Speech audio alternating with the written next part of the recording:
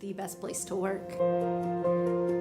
I love working here. I feel very blessed. I love it here. I look forward to coming to work every day, being a part of this team. Like a family away from home. Where everyone feels like everybody knows their name.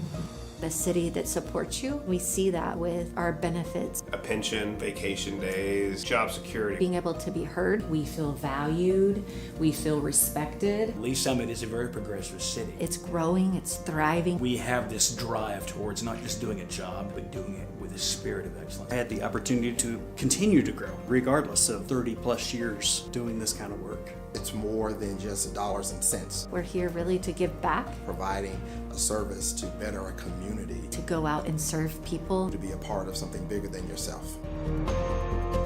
If I would have known what I know now, years ago, I would have been here much sooner.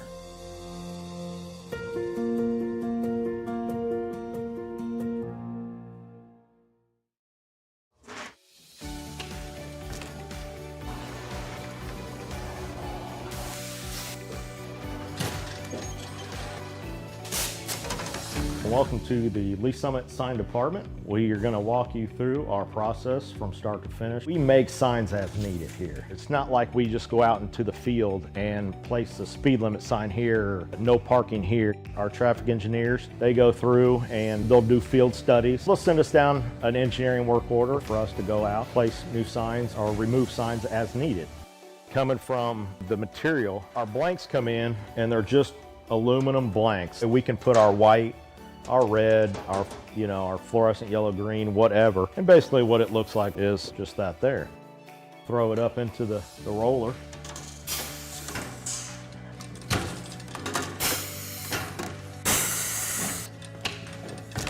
And once we got it covered, take it to our work table here, and Tim will cut the corners, cut all the access off to where it's lined up right. As far as the plotter and the software that we use, there's a street name sign there, and he's gonna go ahead and print that out on the plotter so you can see the plotter and how it operates and runs. There's standards for the height, even just on letters on the sign blank. Basically what we have on the computer there is it's pretty much set up to those. And it goes through, it's got a very small but sharp needle that goes through and cuts everything out, letter by letter. Once that's done cutting, our next stage would be bringing it over here. Currently picking out the sign letters right now. We call it weeding or picking or however you want to call it. Next, putting it on the transfer tape.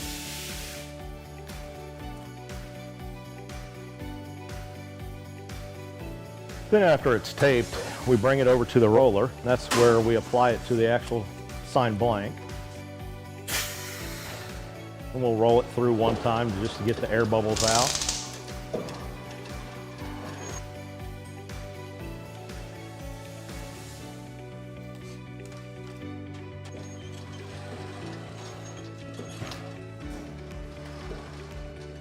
And the last stage is basically just taking the transfer tape off the front of it. And there's a finished product of the street name sign. We'll take you out to the field and show you our process that we go through. We're gonna go out and follow our sign guys, get something installed for you. This is where we check our underground utilities. Tim, you got AT&T? AT&T is back here. Evergy, Google, so we should be good to go.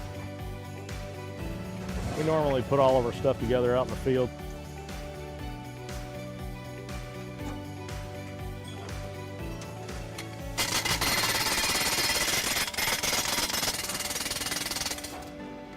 Then once the base is installed, we'll go ahead and put the post in there.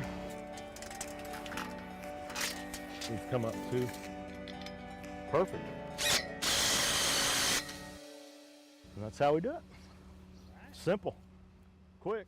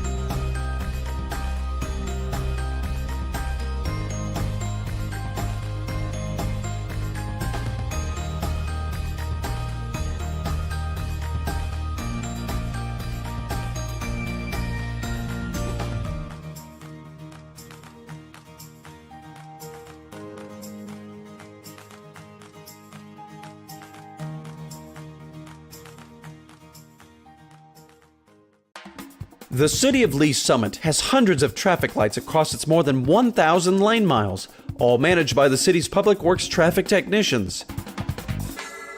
The work happens inside those metal boxes on the side of each intersection. Inside, technicians program a device called the controller. The controller communicates directly with each signal head via underground wires, telling each light when to turn on and off based on a programmed cycle. City traffic engineers designed this cycle to allow traffic to flow as efficiently as possible for that particular intersection. In order to best match current traffic patterns, they install something called a detection system. Detection systems have taken many forms over the years, from sensors in the pavement to radar boxes. But in Lee Summit, they primarily consist of cameras, which workers mount above the traffic signals. These cameras don't record video or your speed. Instead, they monitor the spaces at the front of the intersection and identify when a vehicle is present in a specific spot. Once a vehicle is identified, the detection system sends a message to the controller, which then adapts its standard cycle to best serve the cars that are present. The pedestrian button works in a similar way. When the button is pressed, the controller receives a signal, requesting that it allow that section of the pedestrian walkway to go, which it then inserts into the signal pattern. Technicians also install something called a conflict monitor. The conflict monitor is a device in which they program all the potential patterns of lights that would lead to a collision. If the other systems mistakenly trigger those patterns, the conflict monitor sends the intersection into flash, causing all lights to flash red and directing drivers to treat it like an all-way stop. City traffic technicians implement and maintain these systems so effectively, we rarely consider them. But every time we safely pass through a signal-controlled intersection, it's all thanks to their work. So the next time you're waiting at a red light, remember the delicate coordination of super smart systems that move you through that space safely and efficiently every day.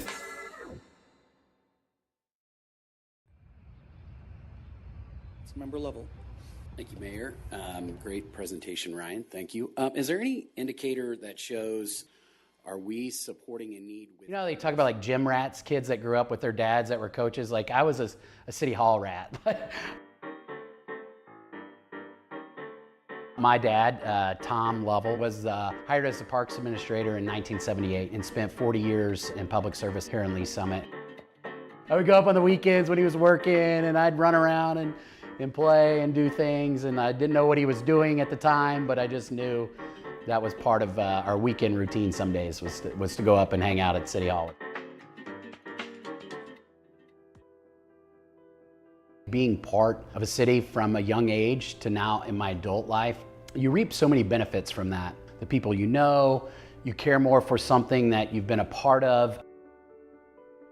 My wife and I knew we wanted to raise a family. Just trying to find a community that we thought we could raise our children in, that was good to me.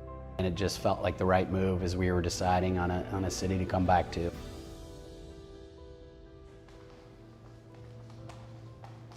Fortunate to have started a business in 2018. I founded Level Insurance Group, and we are a business insurance brokerage. So we help businesses procure insurance. Decided to throw our flag in the ground here in Lee Summit, and it's grown. I also have this passion for learning and curiosity, and I started a podcast series. So I really enjoy this opportunity where I sit down with business owners and tell their story. And get this out to other people in hopes that maybe it betters their life and gives them some inspiration or something. It's going to be a really exciting time, and obviously this city's in my blood. My dad's been a part of it for a long time, so I'm really excited. Thank you all. A lot of people would say I was crazy, right? So why do you throw your hand up and subject yourself to going into city politics? I think, especially as I've gotten older, I just felt, maybe a civic duty, like a responsibility to say, hey, this city's been great to me.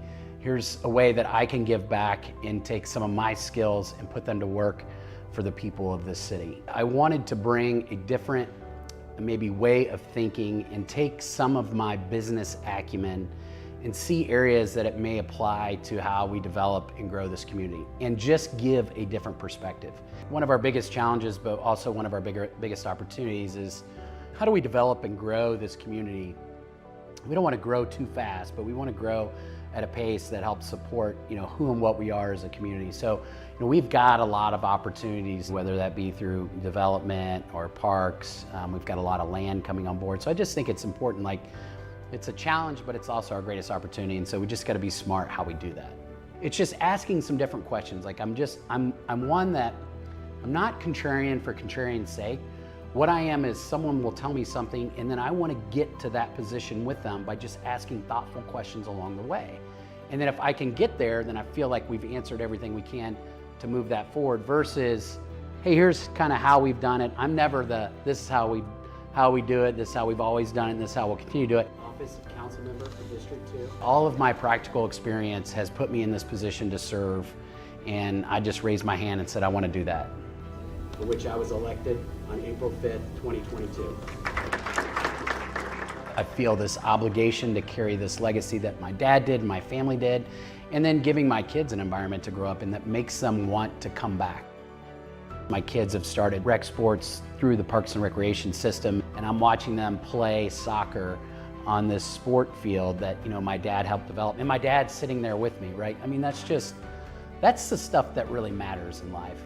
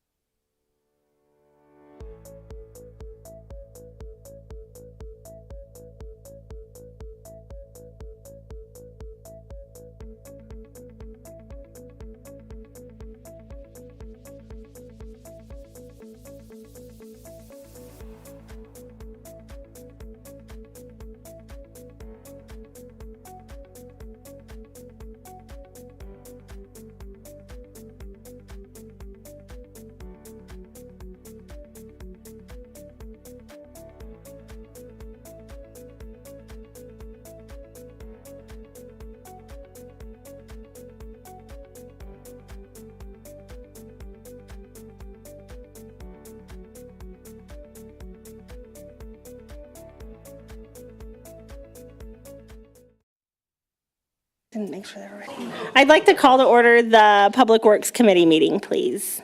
May I please get a roll call? Yes, Chair Pryor. Here. Vice Chair Rader. Present. Councilmember Carlisle. Present. And Councilmember Hodges is absent. May I please get an approval of the agenda? Chair. Go ahead, Tricia. I move to approve the agenda as published. Second. Thank you. May I please get a roll call? Yes, Chair Pryor. Aye. Vice Chair Rader. Aye. And Councilmember Carlisle. Aye. No public comments, correct? All right. First item of business is the approval of the Public Works Committee action letter. Chair, I move to approve the January 12, 2026 Public Works Committee action letter. Second. Thank you. May I please get a roll call? Yes, Chair Pryor, Aye. Vice Chair Rader, Aye. and Councilmember Carlisle. Aye. Thank you. Next on the agenda, item B, TMP-3401, an ordinance approving the award of bid number 889 for the traffic calming project on Northwest Lake Drive to Quality Custom Concepts, Inc., DBA Quality Custom Construction, in the amount of $99,863, and authorizing the city manager to execute an agreement for the same. Mr. Persing? Good evening, Council. John Persing, Staff Engineer with Public Works. This item is for the construction contract for our NTSP project on Lake Drive. We'll be installing a raised crosswalk between the clubhouse and the tennis courts there, and 2 speed humps on either side of it. So that's about it. If you have any other questions, I'd be happy to take them. Questions? I have a comment. Councilmember Rader? That's my neighborhood. And I know that they are going to be very happy. How long have they waited, Mr. Park? For a while. They've been waiting a few years because they went through the process, which takes a long time to begin with, through petitions and studies and support, and to get support of that area was a challenge for them. But then we also had an issue of coordination and work with the city of Kansas City with roads that were closed, and this was part of one of the only access routes. Then when we finally did have ways through, we bid it. We did not get bids within budget, so we had to rebid it, and that's what we're presenting tonight. So appreciate their patience. Yeah, thank you, and I appreciate you guys too. And so I'm guessing that the price of it went up quite a bit over the years, waiting to get it done. Seems like that's what keeps happening. But anyway, I was going to say, I walk in the morning and it's dark, and I mean, it's like a speedway in there sometimes, I will say that. So it's going to be rather surprising when they go speeding down there and go,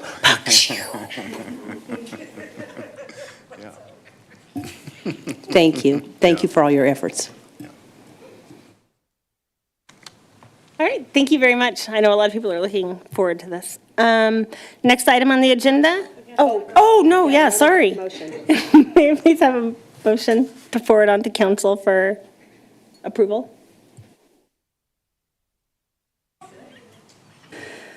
I move to council for a recommendation to council for approval, TMP-3401, an ordinance approving the award of bid number 889 for the traffic calming project on Northwest Lake Drive to Quality Custom Concepts, Inc., DBA Quality Custom Construction, in the amount of $99,683, and authorizing the city manager to execute an agreement for the same. Second. Thank you. May I please get a roll call? Yes, Chair Pryor, Aye. and Vice Chair Rader, Aye. and Councilmember Carlisle. Aye. Thanks.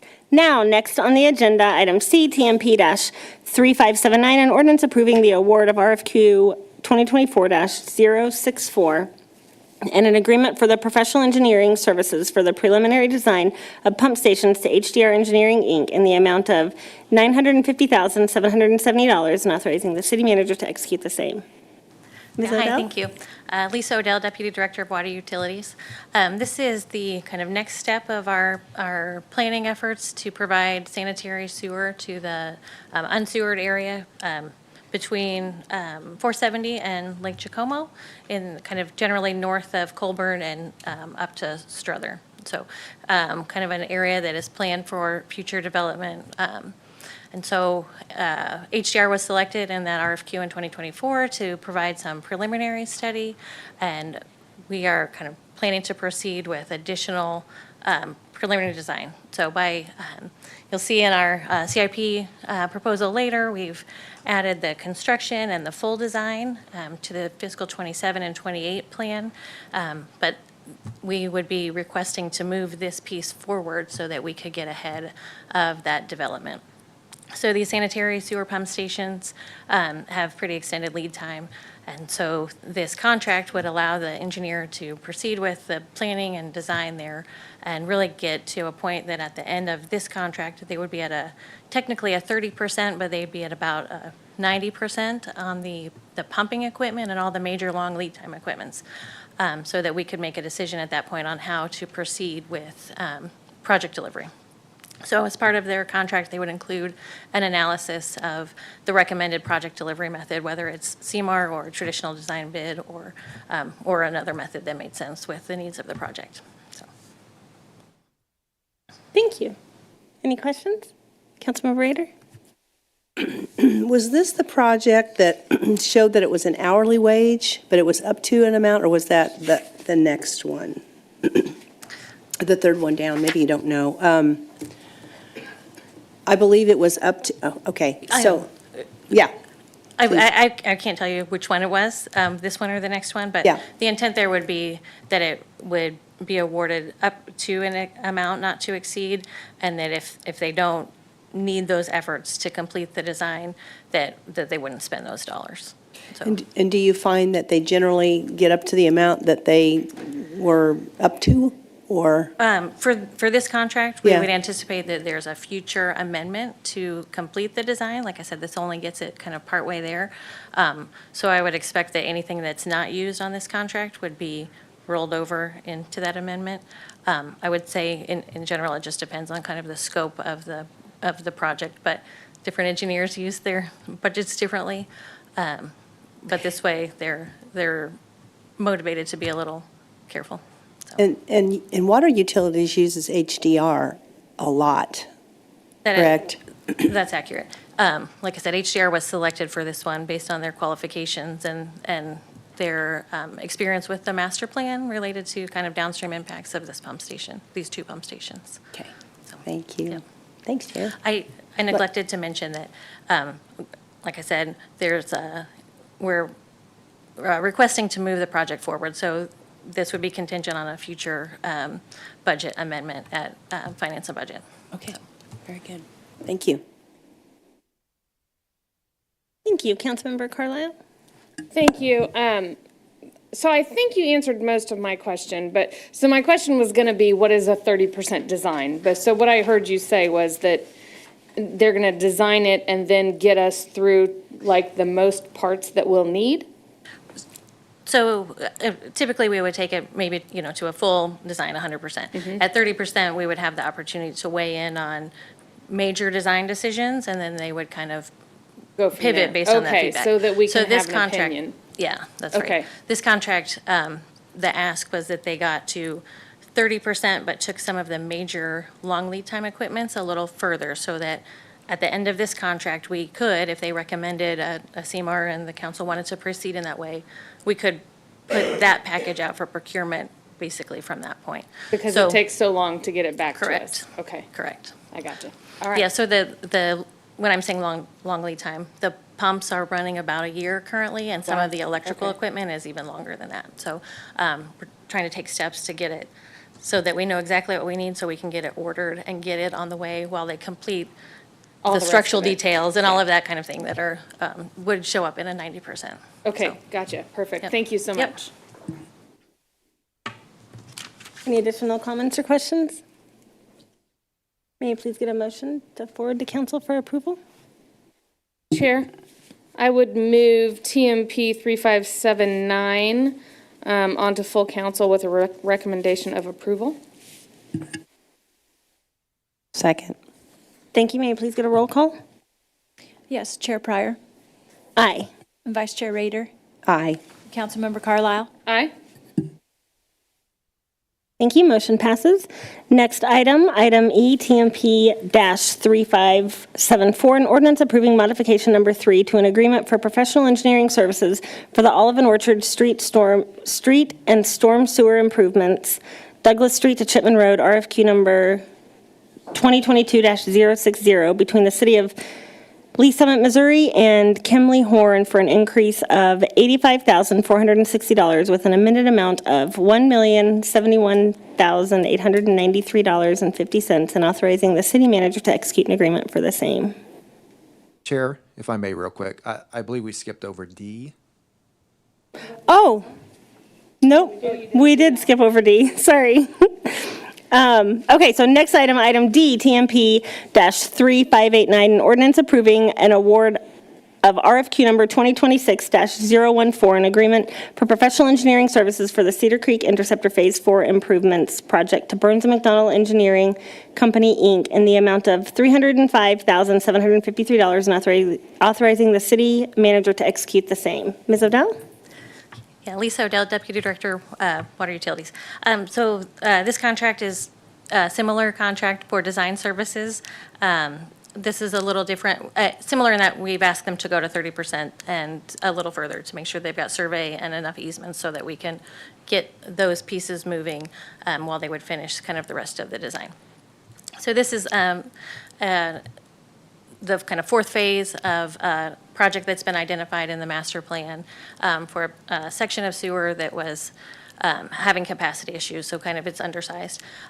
We've also identified that future development in the area could further impair that, and so it is kind of on a tight schedule. And so that's why we're proceeding in this way so that they can get to easements, and then we can proceed with that while they finish their design. So. Thank you. Any questions? I have one. Councilmember Rader? Thank you, Chair. Did you say where the location of this? Yes. So it kind of runs just south of 50. Find my good notes, because when I refer to watersheds, those maybe aren't super helpful to you. So it kind of starts on the upstream end. It runs through Pleasantly Park, and then it routes further west down just south of Longview Road towards the Longview Road substation. I don't know if that's helpful at all. Pleasantly Park, and further west from there. So that's all I had. Thank you. Thank you. May I please get a motion to forward to council for approval?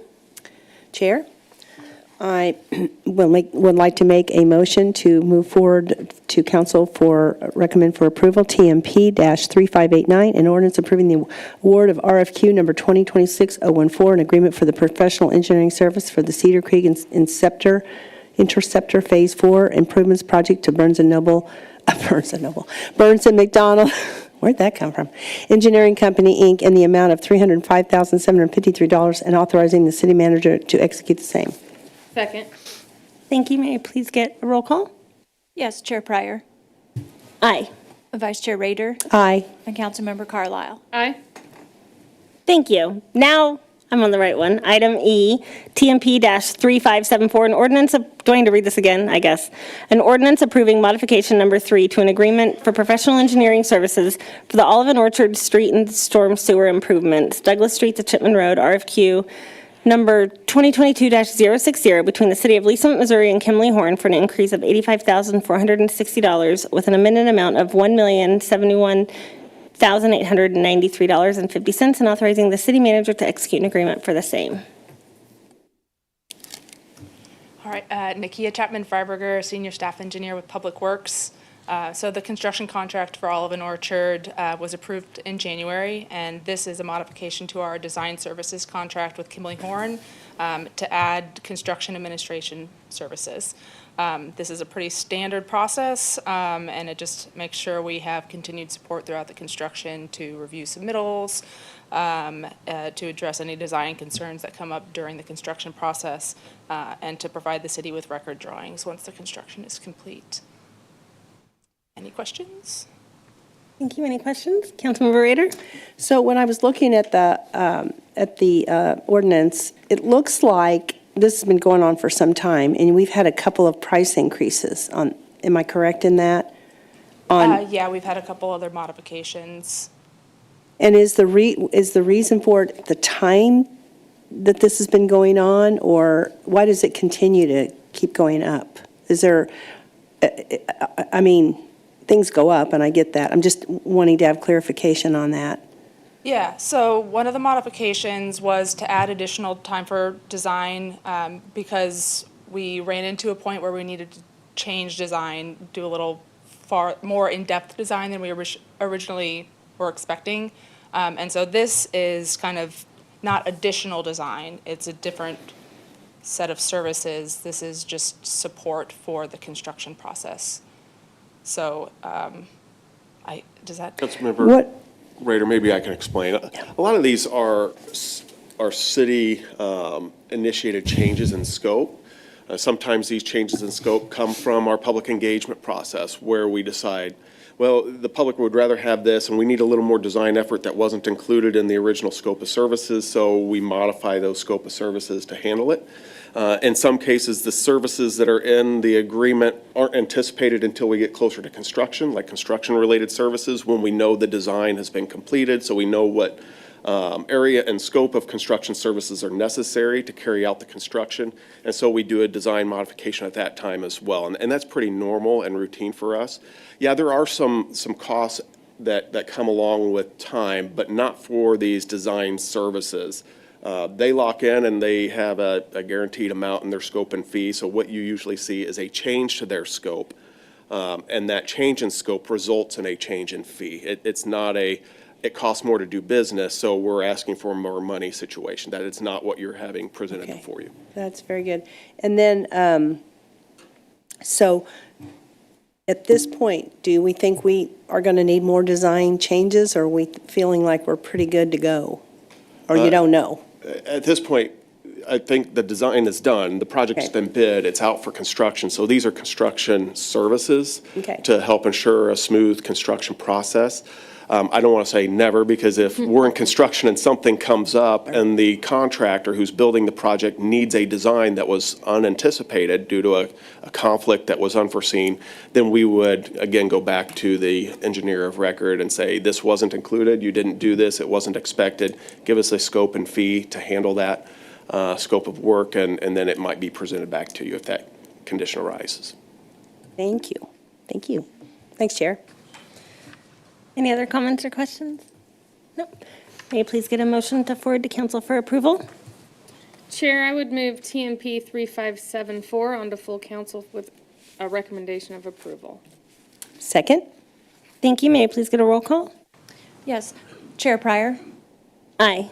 Vice Chair Rader? Aye. And Councilmember Carlisle? Aye. Thank you. Motion passes. Next item, item F, TMP-3582, an ordinance approving a transportation alternatives program supplemental agreement between the City of Lee Summit, Missouri and the Missouri Highways and Transportation Commission related to the public improvement project designed as federal project number TAP-3001 006, complete street improvements, Douglas Street, Chipman Road to 2nd Street within the city limits of Lee Summit, Missouri, and authorizing the mayor to execute the same. Nikia Chapman-Freiberger, Senior Staff Engineer with Public Works. So this is a supplemental agreement. It adjusts our original agreement with MoDOT for the TAP funding. It's just for a schedule change. It's a matter of getting our paperwork correct, right? So since it's an intergovernmental agreement, it has to go through council approval, but we're getting some additional time to make sure that we have enough time to bid and award the contract for construction. Thank you. Any questions? Councilmember Rader?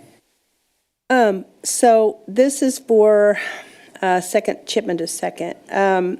So is this one been signed off on by all the residents? This is a question for Mr. Park.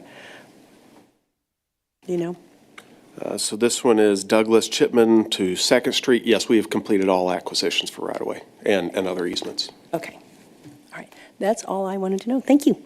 Thanks, Chair. Thank you. May I please get a motion to forward to council for approval?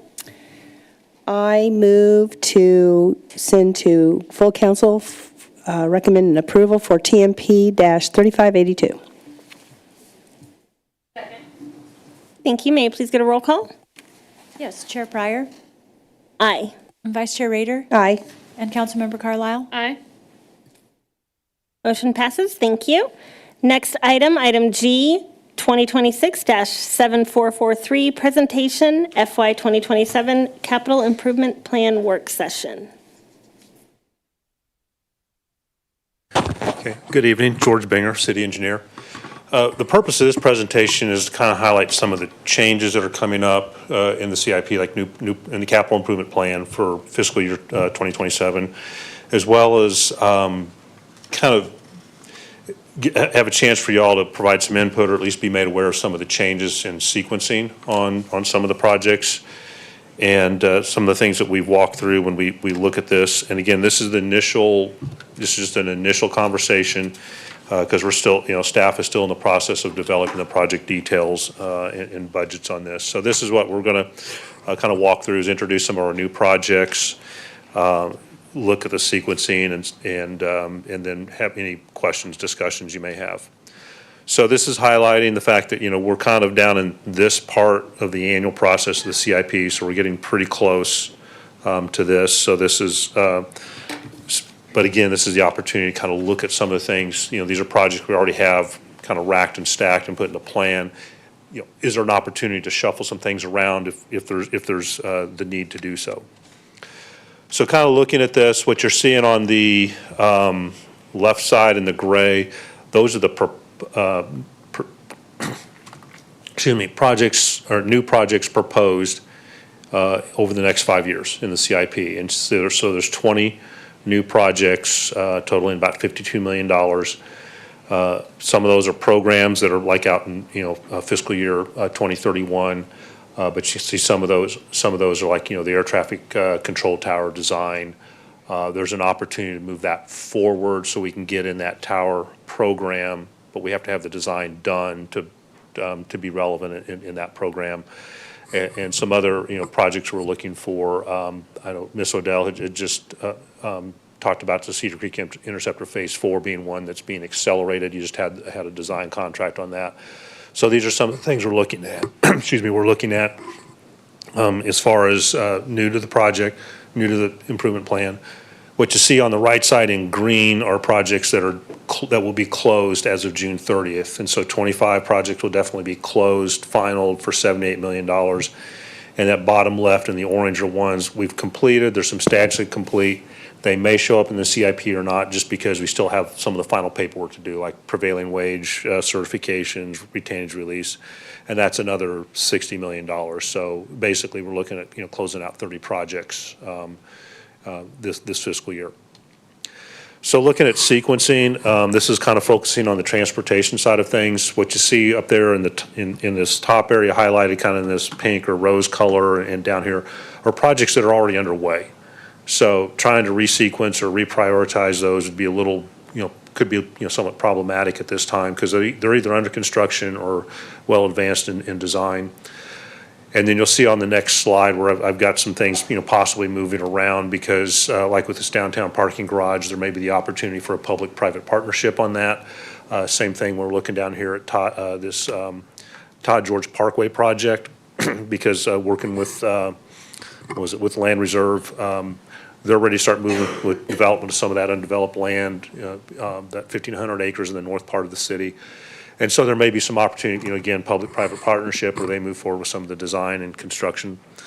So those are the kind of things we're talking about, resequencing, reprioritize, or potentially, come up with some other conversations. So kind of looking at the two I've got highlighted there in green are the bridge rehab projects. Initially, we had those, we're looking at having those, 1 year following the next. Well, they're close together, similar. We're looking at, there's some efficiency if we package that together as one construction bid. So we would gain some efficiency there, as well as coordinate those because this would have an impact, obviously with Lee Summit Road being under construction, we need to make sure that our detours are in place or properly sequenced. I'd mentioned the downtown parking garage. We're looking at, moving some of this construction money forward. Now, because it's moved forward in the CIP doesn't mean it's obligated or budgeted at this point in time. Basically, we're looking at this initial portion here in 2027, and that's for property acquisition. But then we just move that forward, so if we are able to move forward, we have that available. Next year, if it changes, we can always push it back to where it is now or later. Also, some of the conversations, we've been working on some of these downtown gateway projects and collectors. We finished 3rd Street, Douglas, north from downtown north to Chipman Road will be under construction later this year. The following year will be Douglas to the south. The next two streets like that in sequence are Independence Avenue between Chipman and 4th Street. There's definitely some condition need for that one, as well as 3rd Street going east to 291.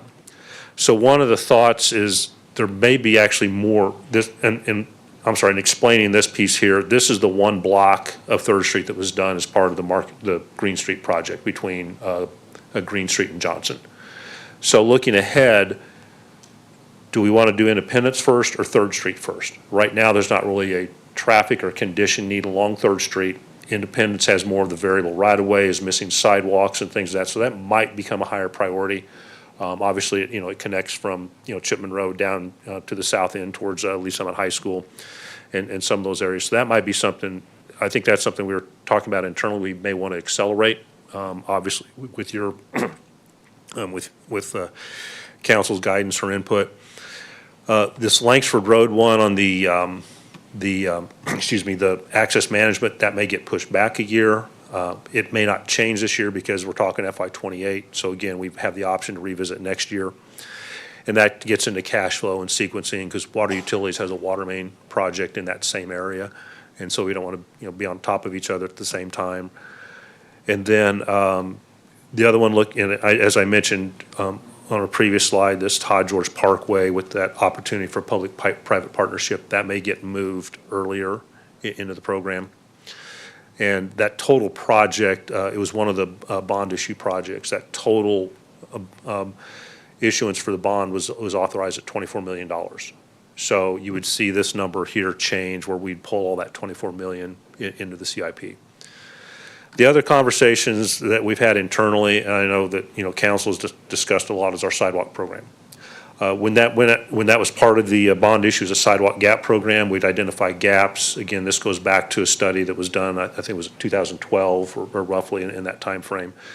And we had that, expanding from, schools and parks working outward. Well, the first program filled in a lot of those gaps. And so more of the comments we're getting, the second bid we got coming this summer, these are some of the complicated ones. We have to do retaining walls, we have to buy property. And so we're not getting as much bang for our buck, so to speak. So is this one where we might want to start looking at, do we want to start looking maybe revise the program a little bit to where we're just flat out missing sidewalk? Because if it's missing sidewalk, it's not considered a gap. Now, this would be an example like near the Voice Beers Elementary School, the neighborhood up there really didn't have any sidewalk. We did a lot of work in that area because it was a very high priority near an elementary school. We had a few pieces of sidewalk, but we did a lot of work in that neighborhood. Clearly, we get a lot of comments in the downtown area because their streets just don't have sidewalk, and so maybe we want to look at that is that something we want to look at maybe revisiting how we look at this program, and that's something we've talked about internally. We're thinking that might be a discussion for this committee, later in the year, like coming back in the fall, so we can kind of go through what's important and we can kind of dive into it a little deeper. If that's something you would like us to do. So at this point, any thoughts, comments, questions on this or anything that kind of raises red flags or concerns from your perspective? Okay. Councilmember Carlisle? Thank you. So just on and everything you've been saying so far, I'm like, if it makes sense to do it together because it's going to save us money, obviously that makes sense. But as far as the sidewalks that you were just talking about, so if we brought that back and had that conversation at a later date, you would obviously be able to show us what we did in the first go around and what connected what and where we're at now, so that we're not just, so that we can see really who needs it the most. Because I think really, if it's putting a sidewalk on 100 feet of something that we have to buy the land and build a retaining wall and then we can put 12 sidewalks in a neighborhood, I mean, to me, that's more bang for your buck, right? So just so that we could see those things and make those decisions in that way? Yes. Yeah, okay. We definitely do that. We can show you what we did for the first phase that's already complete, what we're doing with the one that'll be under construction this summer. And we can kind of show maybe some of the hot spots or areas where we get, lots of calls and concerns. I think things that, that may fall into this category would be like on a collector street, I'm thinking like, was it Stony Creek Drive? You go south on there, you hit one end of this, one phase of the subdivision, there's a creek, common property, culvert. So the builders are building sidewalk up to that culvert crossing. Next phase south, they start building sidewalks. So there's like a 100-foot gap, 120-foot gap on a collector street. Okay, that rated kind of low because it's not near a school, it's not near a park or whatever, but that would get a lot of pedestrian traffic. So maybe we want to look at something like that, you know, because as far as, you know, let's fill in that 100-foot gap, and now we have 2 miles of sidewalk, continuous sidewalk. And then, like I say, then we're looking at other areas where, okay, we do have, you know, it's real easy to fill in, you know, okay, we've got a street, we have right-of-way, not a lot of grading. It would be fairly easy to connect a sidewalk there as long as we're connecting to, you know, things that are fairly important. Like, again, that we'd revisit those priorities of connectivity, which in the past were things like schools and parks. Okay. Yeah, I think that's information we can provide. We wouldn't lose sight of the direction that the committee has worked together to say these are the priorities, these are the things we want to address first. But as you're seeing, we're in the priorities, and the bang for your buck kind of allows you for some exceptions. Say, yeah, that's our highest priority. That's what the scoring and rating says. But we're going to spend all of our money addressing this one little area. Can we jump over that to get to maybe a lesser priority, but that gives more community benefit, is what you're saying. And we have the information to have that conversation. Perfect. Thank you. A question? Councilmember Rader? Thank you. So what drives that? So is it citizen input? I mean, I know we have a program of the sidewalk gap, but is that what drives it? Is citizen input or just? Citizen input is a component. There's other things like what does it serve? Like certain activity centers, like I mentioned, the schools, the parks. One would be volume of traffic. You know, how many people are walking in that neighborhood? You know, is it a densely populated area or not? And it's not like we'd have traffic counts. It would just be an assumption we have that. The other is there's a safety component to that as well. You know, if it's a high volume road, you know, a higher speed, high volume road, such as a collector street, we probably want sidewalks there. Right? So there's a lot of elements that go into that, and I think that's what Mr. Park was referring to, is when we come back in the fall, we can kind of go through that criteria and that scoring of how we got there, and then we can show you that, yeah, we'll spend $500,000 to put in 20 feet of sidewalk because of the retaining wall property acquisition, and it's going to serve, you know, a very small population. Or it could serve a large population because of the sidewalk on either side of it. Okay, thank you. Okay. I think, okay. So then, actually, I think am I missing some slides here? So these are examples of unfunded projects, again, that again, this is kind of revisiting what we've had, where we're looking at, you know, traffic signals. Those pop up every so many years, you know, just based on warrants. Every year we have a conversation on transit services. Do we want fixed route or not? We've been getting we've had periodic interest on Hamlin Road, kind of south of the maintenance facility. It's an unimproved road, you know, narrow road. There's some land there that there's been some inquiries on development, but the roadway, sewer, and water are impediments to that development at this point in time. So that's something, we'll have that conversation with the license tax committee of, hey, do we want to look at, is this something we want to invest this fund in, or there's some other opportunities? We mentioned, you know, based on condition, we've got a railroad spurs, two spurs that we maintain. Obviously, we have a lot of interest in the downtown core, that infrastructure rehab. You know, what does that look like, you know, in condition? I mentioned the GAP program, and then when we look at MoDOT partnerships, things like that, 3rd Street interchange, the future Hook Road, things of that nature. So those are things that, again, as those come up, that's where we're looking for. You know, right now, none of these are planned to be in the CIP because they're not funded. So if it's, hey, we really want to get on this project, then that's our cue to start looking for funding sources on that.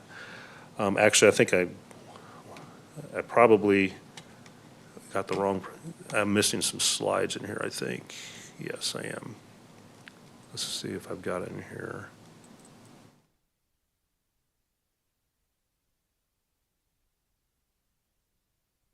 No. Okay, I was looking for some other slides.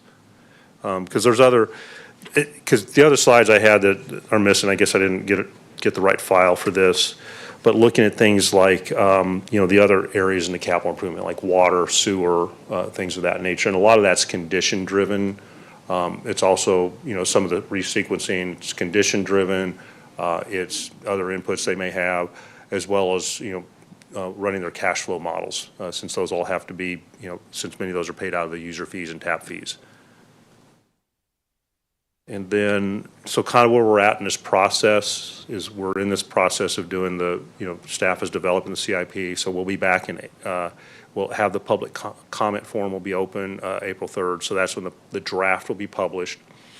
We'll be here at committee in April for that presentation of the draft CIP. One of the things on the comments that we've talked about internally is on the capital project webpage is create kind of a year-round forum because we said people can call inter-service requests and things like that. We have this on the specific plans, but when we start getting other sources, somebody has an idea or thought in July or August, there needs to be a place to receive those comments or those requests. So we're going to look at adding that to our website is a place for that, just kind of like a project, request. And we'll have some sort of structure to it as far as that. We haven't really developed the format for that, but that's something that we want to roll out later this year so that we have that, and hopefully it'll help it make your role a little bit easier, being able to direct people to that as well.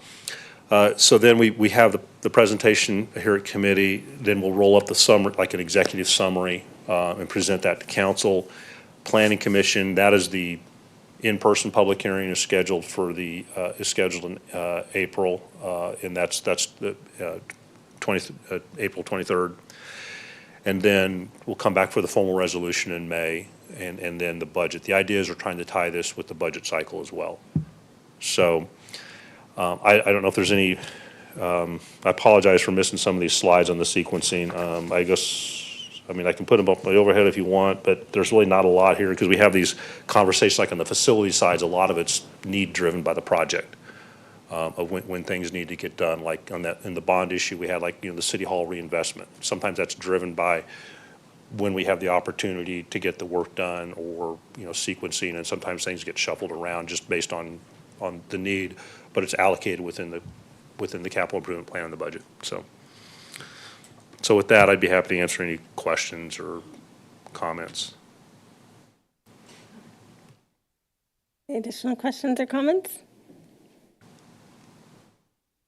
I really like the year-round, excuse me, year-round project request like that.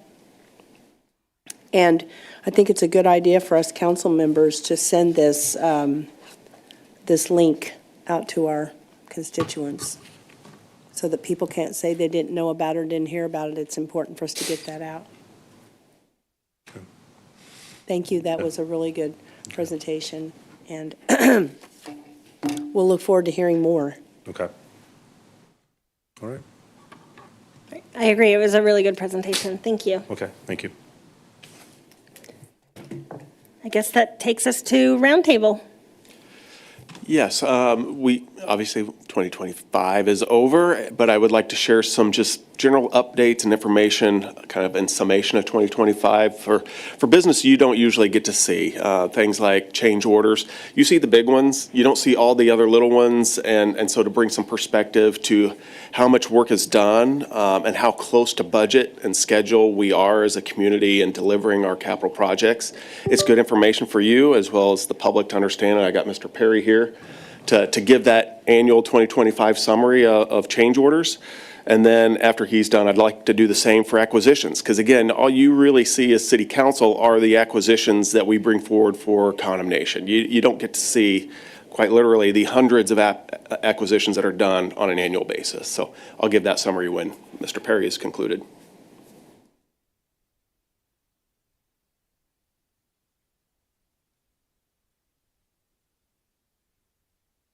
Well, hello. Perry Allen, construction manager. So I get to present basically the kind of the final numbers for projects completed in the 2026-25 calendar year. So here it is in the 26. But so some of these projects listed above kind of broke up by category. So many of these you will recognize right off the top. Chipman Road improvement that went from View High to the east, from Colburn Road, the big job out just north here.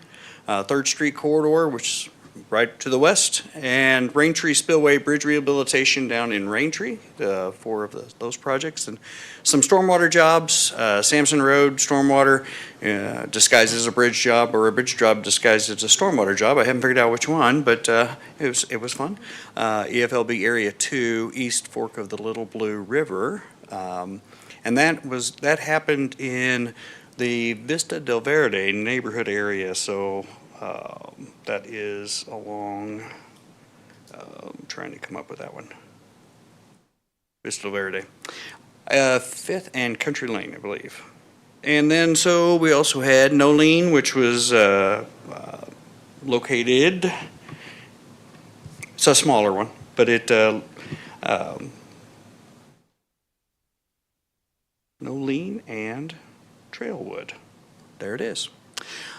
Some of these other projects are our annual pavement maintenance projects. As you can see through those, we can kind of walk through those each year, preserving the pavement. Some of the water utility projects that closed out with the FY23 water main replacement project and the 24 cathodic protection project. And then we did the Hangar 2 East Side Development project. In the midst of all that, I bring forward all of the original contract amounts, put in the change order total values that we come up with. There's our, listed in the 4th column is the change, the delta between the original and the final, and then the % difference between original and final.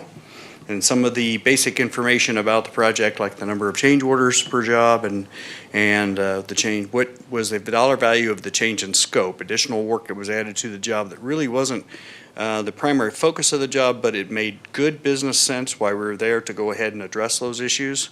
So ultimately, I think the most important thing to focus on, and what I do as an aggregate of all the project, is kind of look at what did I do, how did we play out, how tight were our designs, how well were we managed in construction, that we closed out for this one, a $63 million total project package at 3.84% over.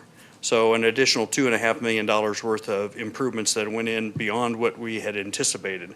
But you take the scope changes out of it, the things that actually added more value than what we anticipated, and it is a $760,000 overrun or increase of the $63 million program, 1.19%. So what's really nice is, we shoot for a 5% or less target on over our bid to keep in there, make all the right decisions at the right time on the projects as we address them, and get them closed out. And when I see these, this is kind of my grade card for the year. So I'm always hoping this comes in somewhere in this category. But it's I hope that information was beneficial, and if you have any questions, either on the aggregate or any specific project, please feel free. Thanks. Any questions or comments? This was good information. I would just say that, it looks great when you see the overall number. I know that when we're sitting up here getting change orders and increases, and we're just like, oh my gosh, how much, how many more? But when you look at it like this, with the exception of that water project, but we'll blame that on the water department.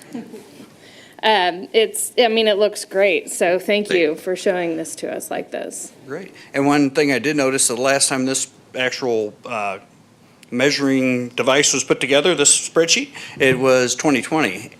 Our construction total for that year was $20 million, and we did almost $65 million. And I'm like, that's, 5 years. Wow. We went from this program to this program. So thank you for allowing me the opportunity to share this with you. Thank you very much. Yeah, thank you, Mr. Allen. My apologies. Earlier I was saying Mr. Perry, and it's Mr. Perry Allen. So, no, that's tremendous. You know, when we always say the industry targets 10% or less, we have our own personal goals here as a city of 5% or less, and here we're at 1%, plus or minus there is pretty outstanding. It just means we've got a really good set of plans and good contractors and good project management and inspections going on. On the acquisition side, like I said, there were literally hundreds of acquisitions. We call them property interest because it could be in fee or right-of-way or easements of a variety of type, but just in last year, 2025. I'll focus in on, to our awareness and knowledge, there were 6 transportation projects, which we did a lot of acquisitions, totaling 238 individual properties. 341 actual interest because some properties needed more than one type of easement to acquire. And of all those acquisitions, we were at 0.3% actually proceeded to condemnation. We had just one that we had acquired through condemnation, that was Max Motors, and we have one that is still outstanding. Haven't yet got to that point where we have completed the process, so there's still time to settle if Jackson County would like to cooperate with City of Lee Summit. That was the one that is still hanging out there. But it's a lot of work. Even though they don't necessarily go through condemnation, there's a lot of work, and I surely appreciate those from our right-of-way agent, law department, Mr. Eisen, property owners who engage in the process to deliver these capital projects as they're impactful. And to understand, you know, we go from appraisals to meeting the needs of the property owners. Sometimes it takes a little design change, sometimes not, to arrive at, you know, a settlement, to arrive at an acquisition. And to those property owners out there who also donate because they see the value in these projects, we really appreciate it. A lot of these projects went through without any ordinances for condemnation. And you see those ordinances, we brought through a few. And as we tell you, before presenting those ordinances, which might be 10 to 15% of the total properties, we settle them before they get to court. And we really do, as you can see by the numbers here, less than 0.5% actually make it all the way to a court judgment. Thank you. Any questions or comments on that? I think that's fantastic. We really do have one of the best public works departments. We really do. In city, I mean, we're committed to people, and I think that's good. It shows that, you know, we try and we do the best that we can. These are things that we have to do in order to progress and develop. But that makes me proud to hear that. So both of the presentations, I'm very proud and happy about that. Thank you. Thank you. Anything additional? No, I know you wanted to try to keep the meeting on point. I think you got a birthday to attend. My son's birthday, yes.